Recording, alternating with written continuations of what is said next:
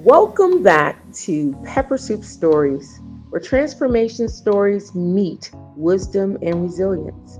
Today's conversation with Dr. Alicia Renee may change the way you see yourself forever. After experiencing profound loss, childhood labels, and even seasons of homelessness, Alicia came to a powerful realization. Sometimes the problem isn't that we're broken, is that the mirror we're looking into is. In this deeply honest conversation, we explore identity, healing, purpose, and the stories we believed about ourselves for far too long. If you've ever wondered who you really are beneath the labels and life experiences, then this episode is for you. Hello, soulmates. You're now listening to Pepper Soup Stories, meant to soothe the souls of women everywhere. What would you like to talk about? What would you like to, because it's all about getting people to know you better. Well, I wanted you to see the second one. That's the one that I had mentioned when I was going through my own process that I wrote. It's referenced in the first book about the broken mirror, but I hadn't proceeded to finish the book. And so that was that moment that I'd mentioned. I was just kind of sitting down and having my own little breakdown, when you want to feel sorry for yourself and schedule it in your busy schedule. I'm going to give myself 17 and a half minutes to just have a breakdown. And instead of grabbing the ice cream, as my son said, I just sat down and began to write and wrote that book, Reflections from a Mirror Broken. Oh, a mirror broken. Okay. And it's pretty much an extension from the Made of Beaten Gold. So Made of Beaten Gold is pretty much the context of the situation that I was dealing with. And then the broken mirror is the realization that the reflections that I have, or the reflections that the mirror gives me, or life gives us, or others give us, isn't necessarily the truth. When we come through that fire process and we think we're broken, and then it's the wake-up call that I'm not broken, it's just the mirror that's broken. Ooh. Oh, wow. Okay. Yeah. I'm not broken. It's the mirror that's broken. Right. And in some cases, the window that's broken. Yeah, because The mirror is kind of how maybe we see ourselves, and the window might be how others see us. Oh, how powerful. Okay. Let me introduce our guest. Dr. Alicia Renee is an author, entrepreneur, wealth strategist, transformation teacher, dedicated to helping people reclaim their identity and purpose. Her work explores how our beliefs shape our outcomes, from personal healing to financial empowerment. She's the author of Made of Beaten Gold and her upcoming book, Reflections from a Mirror Broken. Today, she joins us to share the powerful story behind that book and the life lessons that inspired it. Let's welcome Dr. Alicia Renee. Tell us about what your frame the experience, the loss that you've experienced recently, and some of the processing, and lead us up into this new book that you've created. Well, the most recent loss was the loss of my mother. She had dementia. My father had Alzheimer's. He died in July, a couple of years prior. And then this past July, my mother passed. My husband and I had discussed selling our home. He lives in Belize. We're building a resort down there. And so I was pretty much here by myself. And so there was really no decision to keep the house. And it would be better to move in with my mother and help take care of her because she needed 24-hour care. Well, sold the house in May, moved in towards the end of May. And in July, we were watching TV, and I don't want to get too graphic, but anyway, she passed while we were watching one of the few series that she was able to track, And when it happened, as it does with a lot of people who lose someone close, there was a lot of residue and unanswered questions and unprocessed things. You see, I was the troubled child. So I was the one that gave my parents the most problems, the challenges, I was the rebellious one. And so as an adult, dealing with my mother and being the primary caregiver there was needing to kind of make up for some things, is how I felt. My sister lives in town, and so she obviously would take her, but she's always the good child. She'll probably say I wasn't always the good child, but I was the one that had something that needed to shift with my mother. And so I really cherished that time. Even with the dementia, I was able to tell her my deep, dark secrets and not have to worry about it. I forgot it as soon as you told me. Oh, I love it. And I could retell my good jokes, Exactly. That's the upside of it. But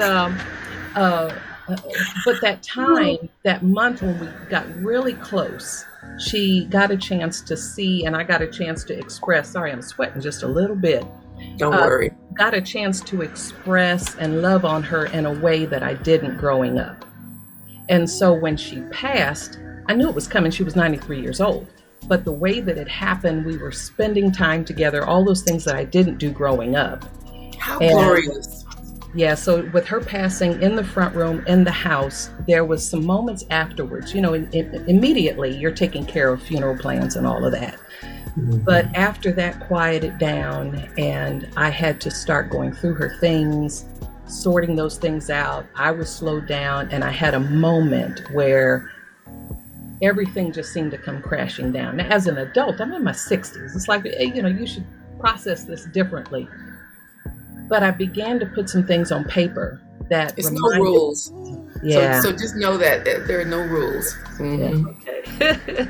But yeah, I began to just put some things on paper. And what came to mind was the phrase about the broken mirror, because identity had always been a thing for me. And in dealing with her, growing up, I had an aunt that called me fat. And so they teased me about being elefante. So I had, those kind of things. And then would hear, because of my, how can I put this properly? My inability to stay focused for a period of time to properly take care of the tasks that they assigned me when I was growing up. Did they not call it ADHD? Did they not just have?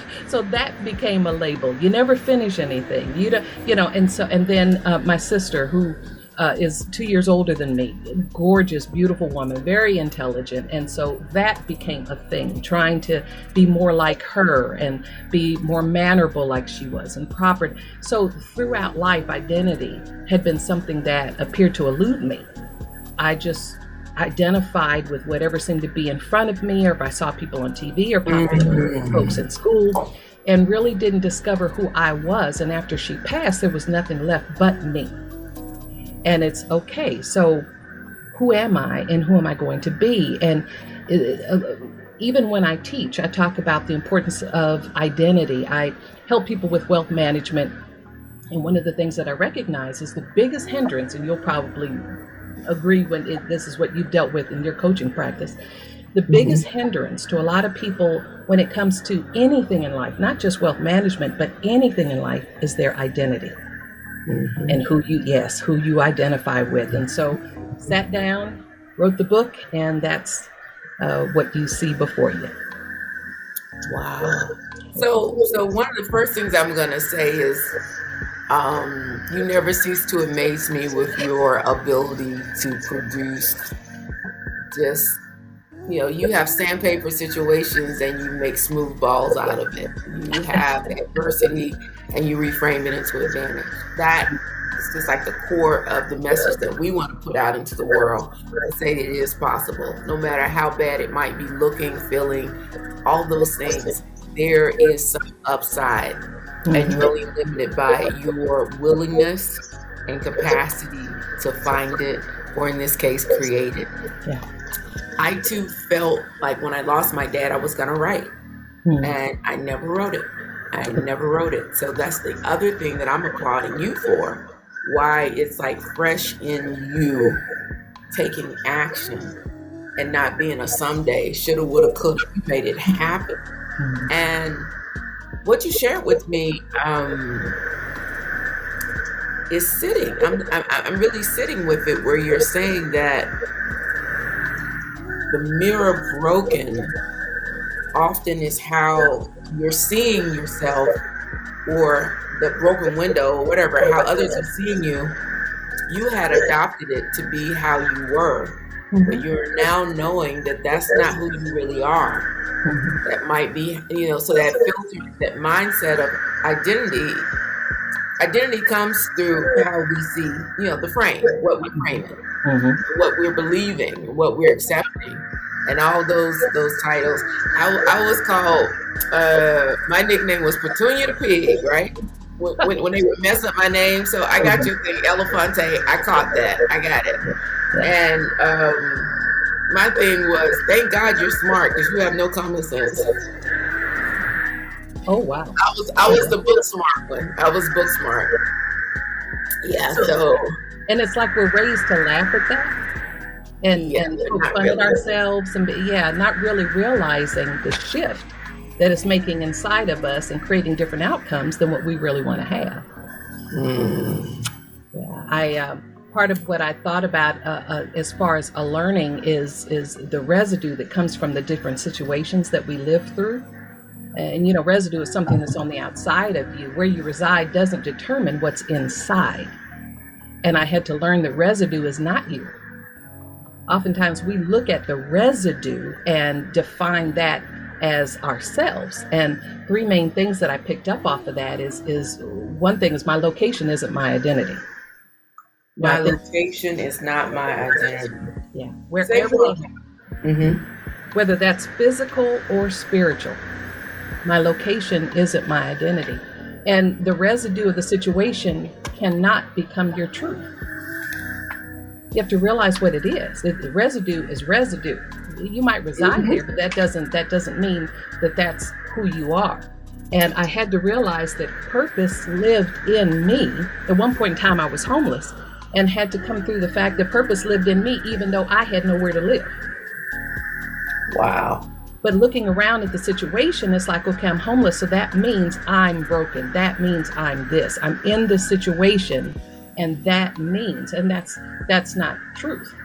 It's not a truth that we should adopt or engraft as a part of us. Circumstance is a condition. It's not a calling. I love it. I always told my kids, whenever we pass by somebody on the road, I'd say, they may be living on the street, but you're just seeing this person at this point in time. We don't know what's happened before, and we doggone so don't know what's coming next. So don't judge people that you see in a point in time. Yeah. And it's, well, mama, okay, but what you just said really sums it up, because sometimes we take the snapshots, and unfortunately, it seems like the world we're in now, people are really in love with judging. Oh, yeah. Judging, canceling, all of that. And I'm like, well, why don't you project some of that energy on yourself instead of, I wholeheartedly, sorry to interrupt, but I really, really resonate and agree with that. The judging is a thing nowadays, especially with social media and how people portray themselves that isn't really themselves. And so everybody else that's hurting wants to be like them as if they're perfect. We really don't show the hurt and pain and progress that we go through. And now with these immediate situations, you've got a lot of people that aren't healed that are trying to pretend. Makes me think of a story some years back. Well, there was a lady by the name of Shannon Morrison, and she was talking about a situation she had gone through where she was deathly ill, and come to find out she hadn't healed on the inside of her wounds, but the outside had healed. And if she hadn't fallen to where the doctor could see it, she could have died from it. And it reminded me of when I had a hysterectomy. I had a total and complete hysterectomy, and since I had a classic C-section, they had to do some staples and some other things. For anybody who doesn't know, that's the incision that goes up and down, not the one that goes across, so it has a high rupture rate. But anyway, I had that done, and I remember sitting up on the table and felt it. And so I told the nurse, I said, I think I popped open. And she was like, no, you would have had more pain than that if that was the case. So continued through that hospital stay. And then when the doctor came to check me out, he took off the bandages, and it started healing on the surface. But because I had burst open and then it was trying to heal back, underneath it had created an abscess and it wasn't healing. And so what I took away from what Shannon was saying is my life, and oftentimes our lives are like that. We can heal on the outside. We'll put the makeup on, we'll put the clothes on, we'll put the smile on, we'll do whatever, whatever it takes so we can fit on social media or anywhere else or at work. But on the inside, there's abscess. We're not healing. Ooh. And then when we walk away with that, being stitched up but not healed, we move in the wrong direction. There's certain things that limits you. You have to stop pretending in order just to surrender to the healing process. And I think in this instant society, we don't want to do that. But that wound tends to control our lives and impact where we go and where we don't go. You said something very powerful, and I know you want to do 3 things, and we only got 1. So I'm just going to add something real quick because I want to get you into your 3 and to tell about the book. Surrender, patience, and healing. I was just speaking to my son, my middle child. He called me this morning. I said, "Baby, I got to get on and do." But I love talking to him. Julian is just, that's one of my amazing people in my life. And I was telling him the story of my falling down 20 concrete steps. And I, was explaining them to him and how it was quite a miracle that I had very minor things, just a sprain of my foot and my hand. But I feel, head first, I had just given praise to God for my grandkids. They made it down the steps, and then in my next step, I went tumbling. But I was explaining to him that, one, I've lost a week and a half. Healing, needing to go slower. Oh, but guess what else? When I had the CT scan, they found something that I need to be watching that I would have never known was there. If you hadn't fallen. Oh, if I hadn't fallen. Wow. And so even when I did my eyebrows, and you have to go through that peeling process, and you look again. My grandson said, "Grandma looks like the villain. Why is Grandma's eyebrows look like the villain?" Kids say the funniest things. Kids are just so honest. Yeah. So those 2 experiences speak to me about patience for an outcome that you're working toward. There is a time when you do these little eyebrow things where it burns, it's peeling, it's cracking, you're putting stuff on it. But your grandson can definitely say, "Grandma, why you look like the evil villain?" But you're on the process, and you have to have patience to move toward that thing. And we need to always, maybe if it's not happening naturally, create things in our lives that we need to have patience for. Cooking or creating or needing to wait for something, because this instantaneous society can program us to believe that patience is not a worthy virtue. Another thing I would say is the surrendering. When you're realizing that, okay, surrender and submission, that's all that's available to me. And why should I fight it?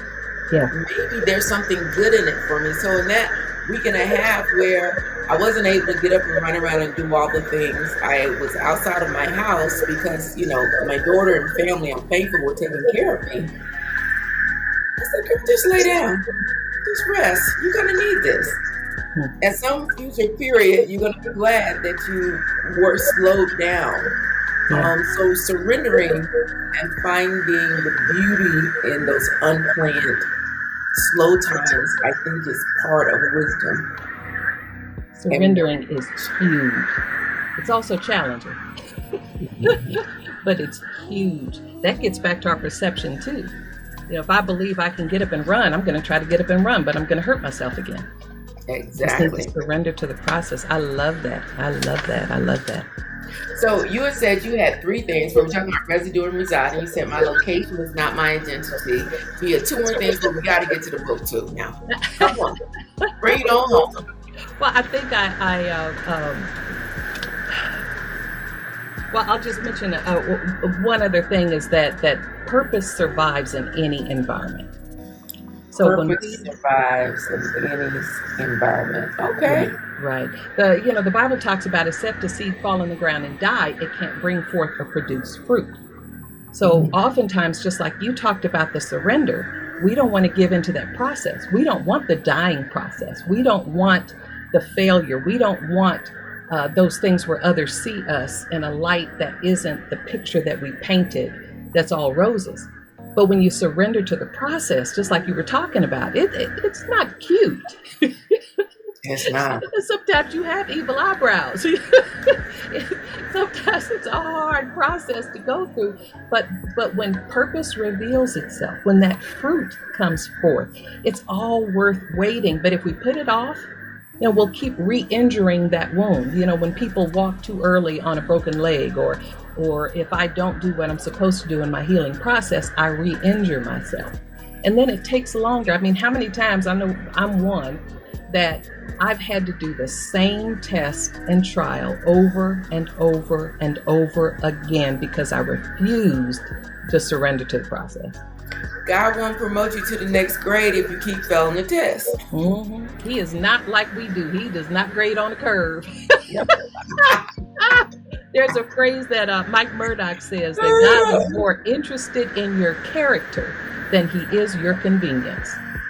I love that. Be convenient so that character can be built. And I think of times like when I was homeless and having to go through that whole process and having to go through it with children, having to go through that process. I hated it at the time. But on the other side, I can see how there's situations that I help others with that are panicking and it's life or death, and there's able to be this calm. There's strategies and situations that don't. Oh yeah, just by surrendering. Wow, I love that. It's like each experience I'm actually learning that I went through in my life has a purpose and has a meaning. Like, for example, when being first only all of that as a Black female engineer in a heavy manufacturing environment and being the only one, 30 years later, I was talking to my daughter, and I guess I hadn't really thought, I guess I should have noticed it in her engineering class, the biomed, she was the only Black female. Oh, wow. Yeah, she's the only Black female. And then when she went to work, she was the only one. So on one hand, it made me sad that 30 years later, she was in that same situation I was. Like, how much progress have we made? Mm-hmm. But on the other hand, I felt very blessed because I had that empathy that I could walk with her and kind of walk beside her. She obviously had her own experience, but because I had maybe survived it and thrived in it, maybe that was giving her some inspiration that she could too. Yeah. And she's doing very well, of course, at this point, but you just don't know why you're going through stuff sometimes. You're like, oh. Lord, if you send me an email, if you write below, if you explain it, I can walk through it better, but it doesn't happen like that. Yeah. All right. Well, so what is the Mirror Broken all about? What were you pouring out? What is a reader gonna get when they read that book? So the core of the book is all about learning our identity, who we are at our core. When we take it back to our whole purpose and reason for being born on this earth and the time and season that we were born. Miles Monroe talks about abnormal use of a thing is abuse. And if we don't know the purpose of a thing, we will abuse it. And oftentimes if we don't know the purpose of our lives, we abuse it. I would say often, I'd rather say all the time. In everyone's life, there's some point in time where we abuse our lives because we don't know or understand the purpose. The other thing that'll happen is we'll allow abuse from others because we don't know what our use is. Mm-hmm. If I'm a hammer and I don't know that I'm supposed to nail a nail in, I may try to fix a glass with the hammer and end up breaking it. And then I feel all what is the phrase? I forgot who the author is that said if a fish were judged on its ability to climb a tree, It would live its whole life. Yeah. Feeling like a failure. Feeling like a failure. That's why I always coach from your strengths. Understand what it is that you're good at. And then in that strength, lean into it toward the goals that you have and toward that purpose and mission. Oh my goodness, I love where you're going, because so many people don't necessarily see the value in doing that work. I watched a movie recently, and one of the characters said, we don't spend much time on our goals and purpose because people like us don't succeed. People like us, So again, that mindset and identity, some people don't even bother figuring out what that purpose is that God seated in them, because they don't even see a pathway to achieving anything in their life. They're just passively passing the time and not valuing it. Yeah, and I think those cycles lead to a lot of self-sabotage, and it gets back to identity. When we want certain outcomes, oftentimes we'll try to jump to changing those outcomes without understanding that the outcomes are an extension of our identity. So I have like the 3 B's: your behavior, your being, your behavior, and then the benefits. Your being is who you be. It's your identity. That is what controls and feeds your behavior. And then it's the acts or your behavior, the results of your behavior, that leads to the benefits or the outcome. If I just try to jump and change my outcomes without changing who I am, I'm going to end up sabotaging, and it's not going to be lasting. That's why we fail in so many things when it comes to weight loss or career ladders or wealth or whatever it is. If I don't have that belief system, then my behaviors won't line up. That self-sabotage will be caught. That cycle of behavior will be in the center. And I'll be wondering why am I getting the outcomes or the benefits that I really want to get? Was it yesterday? 2 days ago? 2 days ago, I was at a property with one I'm looking to invest in, and I was sharing with my realtor. I don't know if I have it with me now. This name tag that I had on, and I was sharing it with him. I said, I'm not wearing this because you'll know what my name is. Though we did have some people. I had like a team of 6 who were all Black men. And they were helping me to do my pre-assessment on this property, because I have a big vision of what I want to do with the property, right? And that name tag on the back of it was from one of my power conferences. It was about raising private money. But what it had in there was, I have a millionaire mindset. I have a millionaire mind. And I wore it to remind me of my identity. Wow. And it was so funny, because I was sharing it with him. He's like, yeah, we're 1% of the world, because we believe that we are millionaires and we have a millionaire mindset. And that was just like, it was so funny that you say that. And I didn't know you did wealth management coaching. So we definitely gonna need to talk. I love that, because of the things that I do in the investment space. But wow. What I call myself matters, and how I see myself matters. Because I was saying to him, I was like, this property's been on the market for 60 days. Why do you think it's been on the market? And what he and I realized is that the lens in which we see opportunity and look at opportunities and assets is very different, because we have a millionaire mindset. Yeah. So yes. I love that.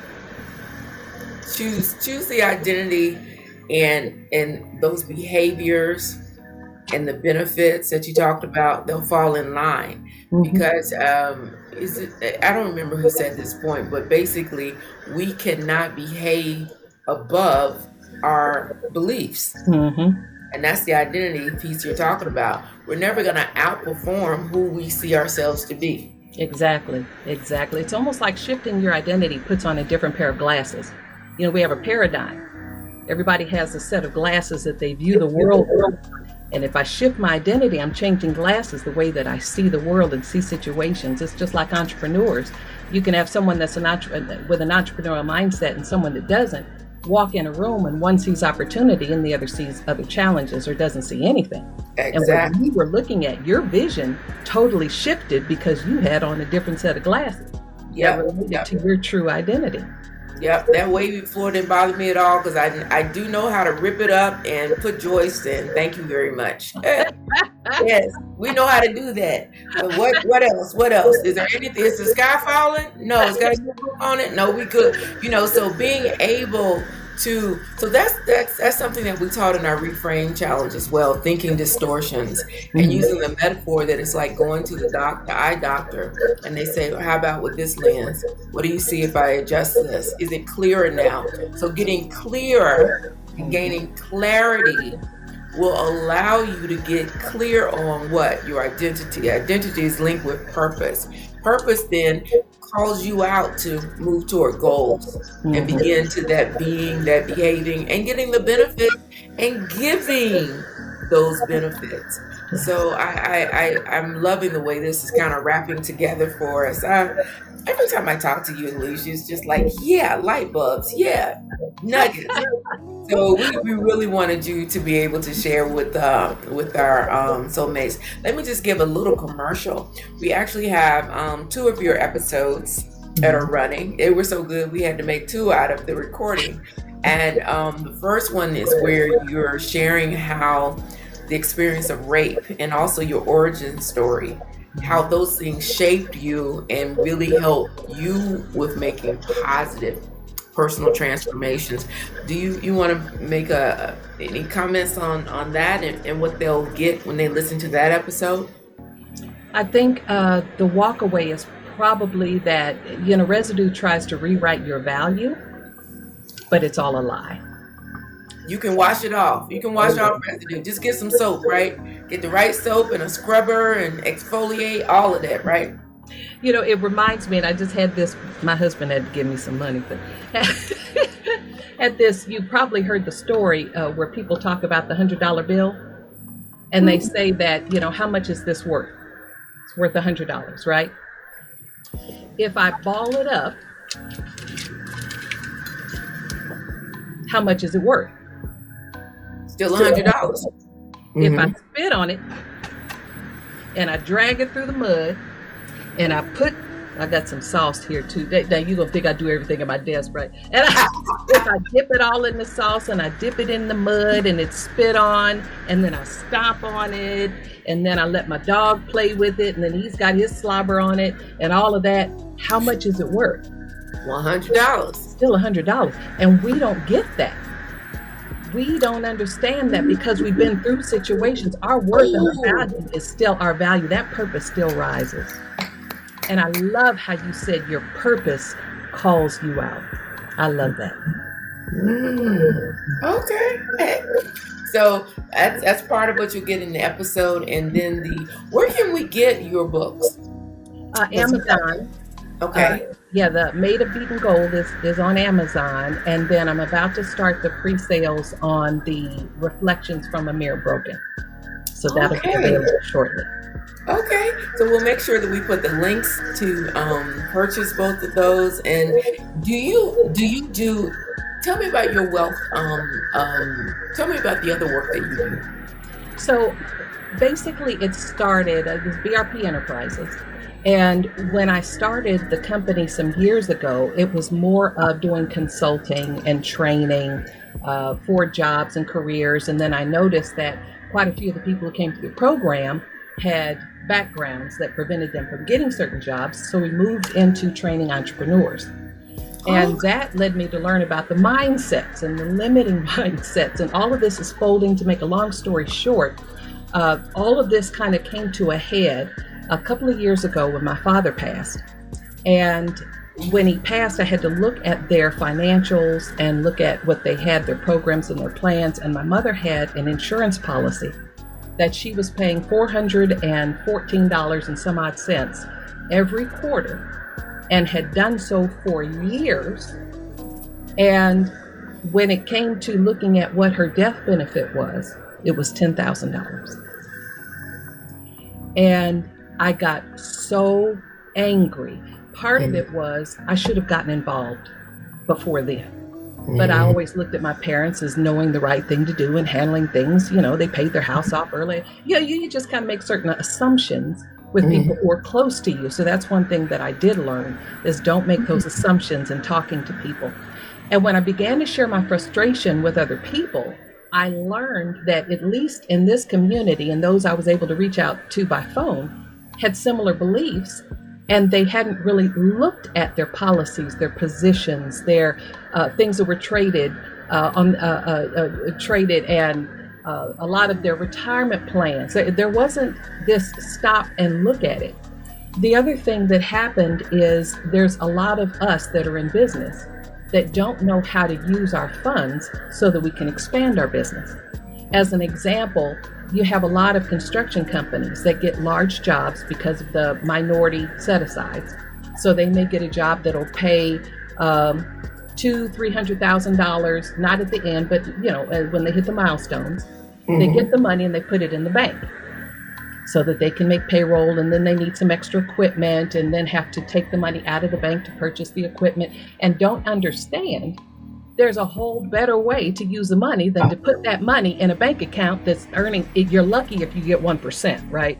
Most of them are less than 1%.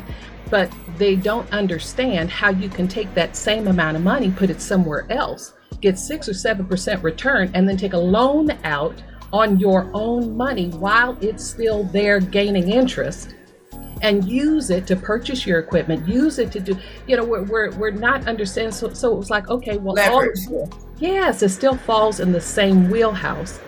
And then in talking with some folks about these opportunities, it got all the way back, made full circle to their belief system.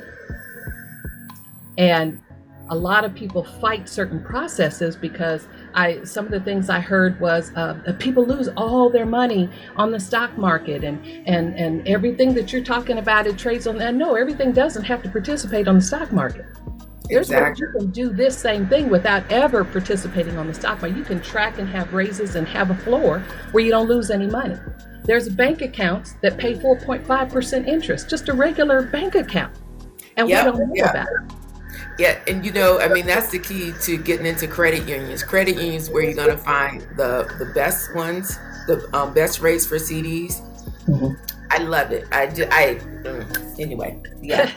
you are definitely in my wheelhouse now, because I was speaking with someone recently who I could see her beliefs were. I didn't even know how to even connect with her on some of the beliefs, because it was like, that's what rich white folks do. And so I did explain, my investment club,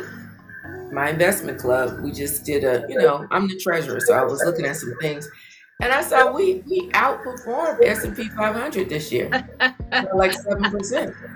Good for you. So, when Black women sit down and think, and look, this is what I got for my birthday. I must share. I'm a woman. Oh, wow. I love that. We'll talk about identity. Yes, I am Superwoman and whatever it is I need to be today to help me move through the thing. But I looked at Air. I don't know if you've seen that movie about Air Jordan with Viola. Girl, you need to watch that, because I had no idea that the Air Jordan sneaker, that Nike's agreement or contract with Michael Jordan was the first time that a player ever got recurring revenue equity share. Wow. Everything up until that point had been, here's, just 250,000, one off, and maybe give you a car. Wow. But Viola Davis, the way the Black woman broke that down so it will ever be broken, what it walks away with, when you understand purpose, then there's no question about value. When you know your purpose, you can articulate your value and negotiate for it from a very strong position.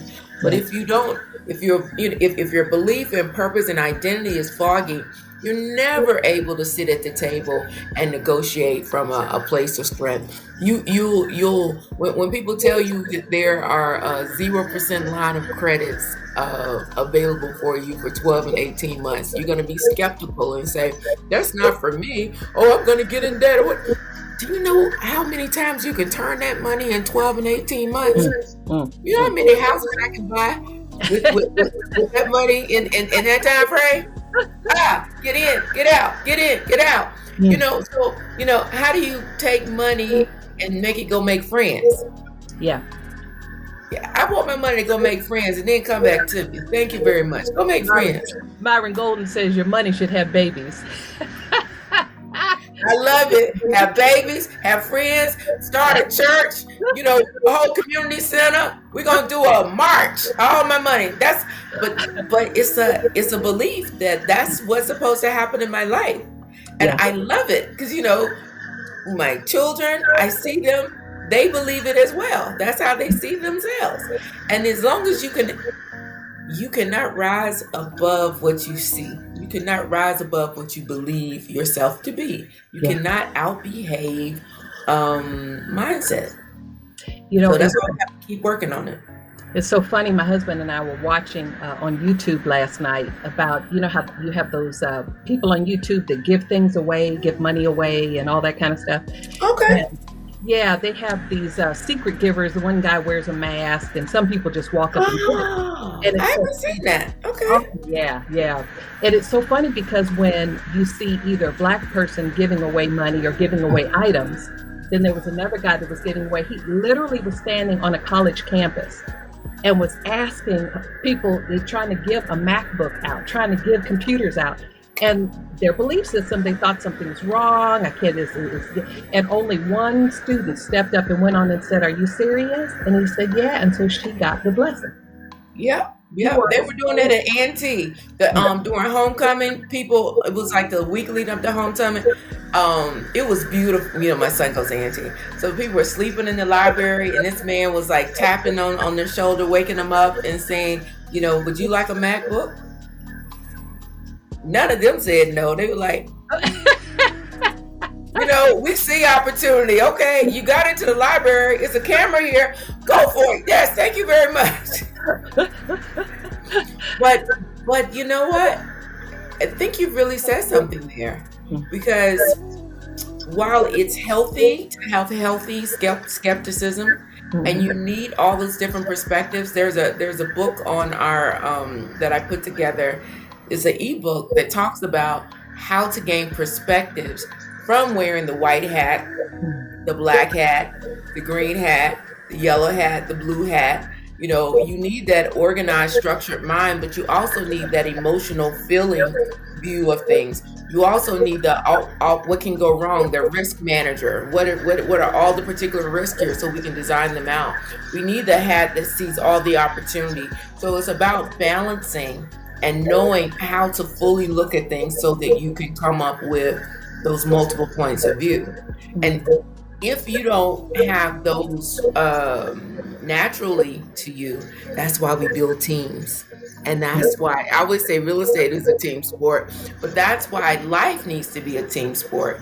If you're a college student struggling, trying to study it all on your own, I tell people, I was having to tell my son this week. I said, you heard me talk about Libby and Angie? Libby and Angie were freshmen. They were in my calculus class. I had never seen calculus. I wasn't sure how to spell it. But they had calculus in high school. And if they wouldn't have been sitting beside me doing the homework, here, Patrenia, I wouldn't be an engineer this day. So success requires partnerships, and you've got to be able to size up, where am I strong? Where is so-and-so strong? What is the whole thing that's needed for this thing to succeed? I mean, I was at a reunion and a kind of retreat with my line sisters. It was a couple weekends ago. So I'm stumbling falling down the steps, but I'm going to go to this homecoming. So I was hoping that I didn't get up too quickly, but I was going to go to this homecoming. And I mean, I had a big faux pas of something that I didn't get right. And I was just like, look at this. I am with people who love me. I am with people who care for me. And it just felt good because, again, you need the team to help you to see what you don't see. And sometimes you don't want to hear it. A lot of times, yeah.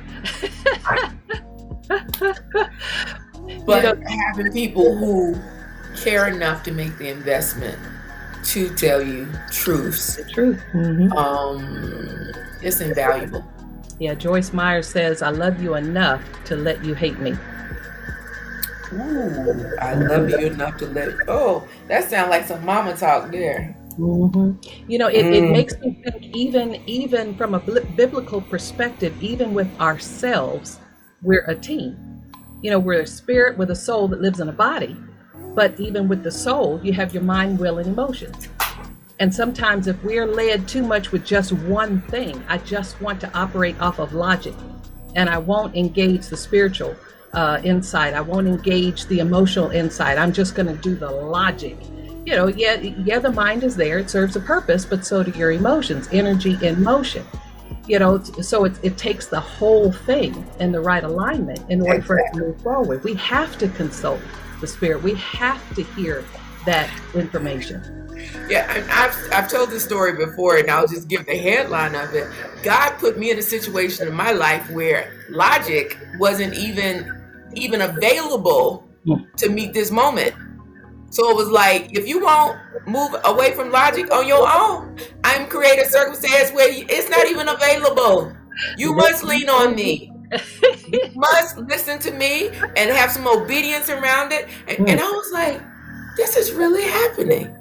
I remember the moment, and I call it at the limit of my intellect, I discovered my intuition. Oh, wow. Oh, wow. Oh, that's good. Logic and intellect was my dominant way to engage the world. And I looked down on others who did not operate the same way. Wow. That was at the beginning of my leadership journey. I didn't value. I was talking about those other perspectives. I definitely value them now, you know? Like time. I'm not the greatest at time. Keeping the time. I enjoy process. I'm a people. How we feeling? How we doing? Are we getting to where we need? You know, all of that. So I always had somebody on my team who was like, Patrenia, okay. Or Alexa, who's reminding me of what time it is right now, right?